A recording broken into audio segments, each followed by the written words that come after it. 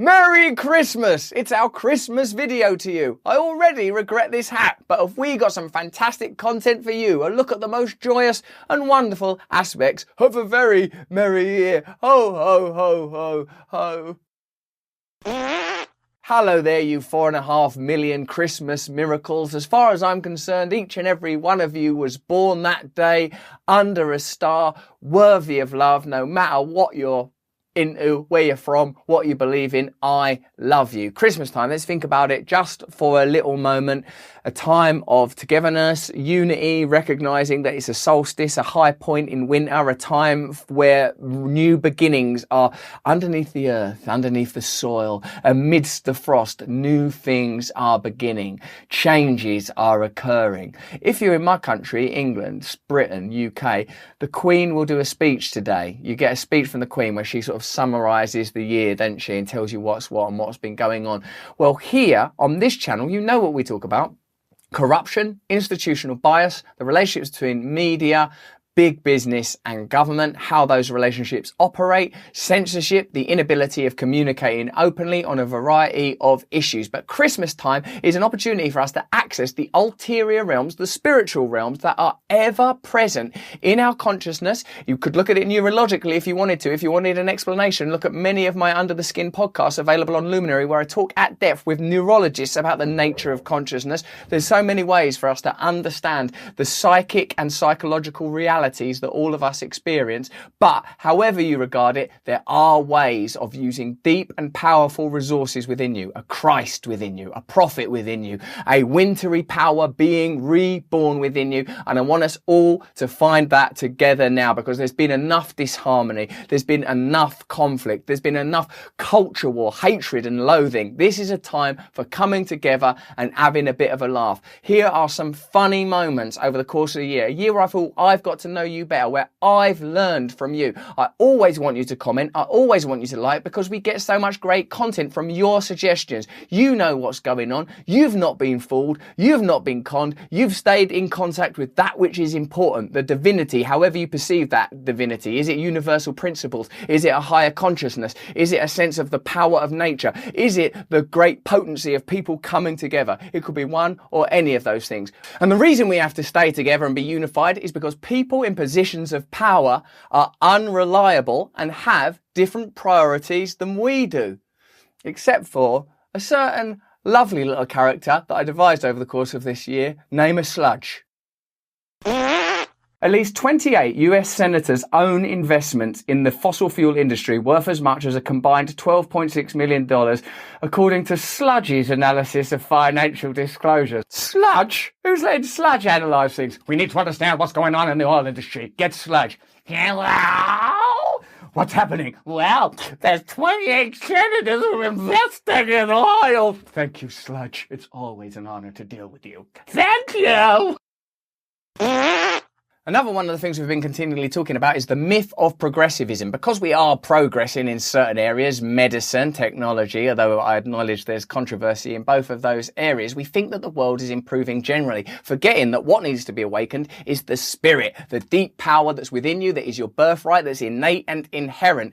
But if things do go wrong for you and you need a little bit of extra care, it's always comforting that a lovely little robot nurse could come to your aid at any time and give you the care and tenderness that you deserve.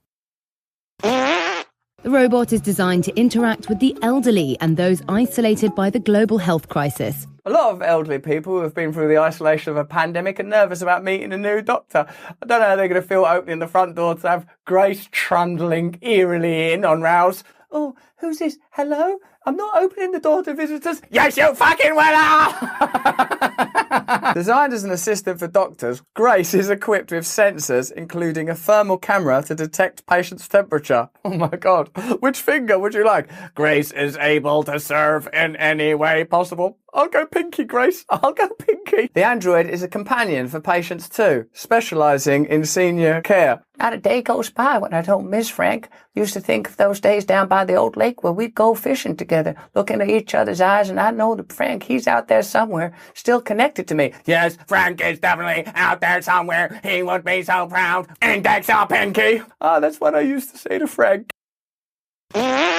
We all know that Christmas is defined by a wonderful, wonderful figure who flies through the sky on a magical vehicle. Not Santa Claus, it's Jeff Bezos on his cock rocket. You see the Earth from space, it changes you. It changes your relationship with this planet, with humanity. Well, I hope it does, Jeff, because one of the things that it might be nice if it changed is the way that you treat your workers. Bezos' warehouse imposed strict production quotas. Sometimes I look down at the Earth and I think, I'd like to impose strict production quotas on that. Arbitrary firings, total surveillance, 10-hour workdays with 2 half-hour breaks. I look down at that mystery and think, wow, that is the same Earth that Shakespeare and Mozart and Gandhi walked upon. The Earth of all the great mysteries. And I think, I'd like to impose very short bathroom breaks on that. I really want you to come with me. Would you? Are you serious? I am. I think it would be meaningful. I want to go on this flight because it's a thing I've wanted to do all my life. Ever since I was a little boy, it was my dream to start a massive organisation that didn't treat its workers properly, and then, while they were being treated quite badly and being paid poorly, just to fuck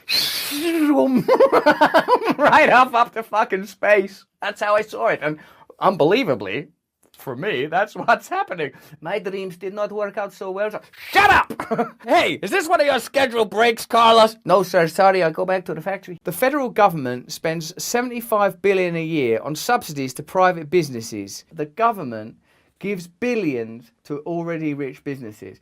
So when you sort of hear something like, no, we can't have that healthcare plan. We can't. Why? Well, no money. What? Are you seriously suggesting that we don't send Jeff Bezos and his fucking brother to space? Do you want to tell him? Do you want to tell Jeff and his brother they're not going to space? Because I ain't telling him. No, you're right. Let's shut the hospital.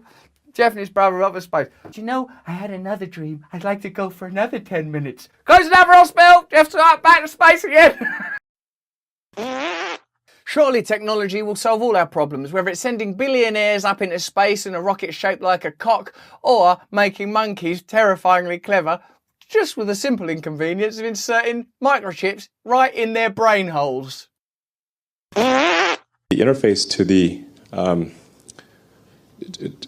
chip is wireless, so you have no wires poking out of your head. That's an advantage as well. One of the things I've always liked about my own head is that there ain't wires sticking out of it. One of the things the Neuralinks allow Pager to do is to play his favourite video game, Pong. I don't think macaque monkeys really evolved to play Pong. Well, I like Pac-Man, and I also like Dungeons and Dragons, and I'm a very big fan of Paperboy, but all told, I'd have to say my favourite is Pong. To control his paddle, on the right side of the screen, Pager simply thinks about moving his hand up or down. As you can see, Pager is amazingly good at Mind Pong. I've not actually got a criteria for judging Pager's ability. Hey, fucking hell, you're good at Mind Pong. Of all the monkeys I've seen playing Mind Pong, I'd say Pager's probably second, third or fourth best at Mind Pong. He's focused, and he's playing entirely of his own volition. Not really. He's got a fucking microchip inserted in his brain, and he's got to suck on the old banana pipe. Hey, I'm living the dream, baby! Where does it come from? All this glory, all this majesty, these cock rockets and these monkey brains, the magisterial qualities of Christ that are present in us all, thanks to the legacy of Abrahamic religions, Judo-Christianity. Is my hat coming off? I feel like it is. Well, it comes from our heritage. Have I pulled it down too far now? Tell me honestly. It comes from our heritage. Who are we? What are the mysteries of the past? Will we ever know? Could we ever discover by examining big heads of history? Dragon Man. He's thought to be a new species of human that lived 146,000 years ago. A 3D scan shows a huge head. Whoever that person was, I hope they weren't sensitive about the size of their head. Because this is all people are talking about. He's got a big nose. His head is massive and stupid. Like, excuse me, I'm sensitive about the size of my head. With a brain that was about the same size as ours. I just really like to think that if that was my head, and then, I mean, I'm laughing at it, but it was a sort of a person with feelings that felt jealousy and sensitivity. Finally I'm dead. And these remarks about my big head will finally be over. What the fuck is this? But other features, such as a prominent brow ridge, suggest something more primitive. There's also evidence that this guy's dick wasn't big enough, that he had smelly breath, and he was rubbish at football.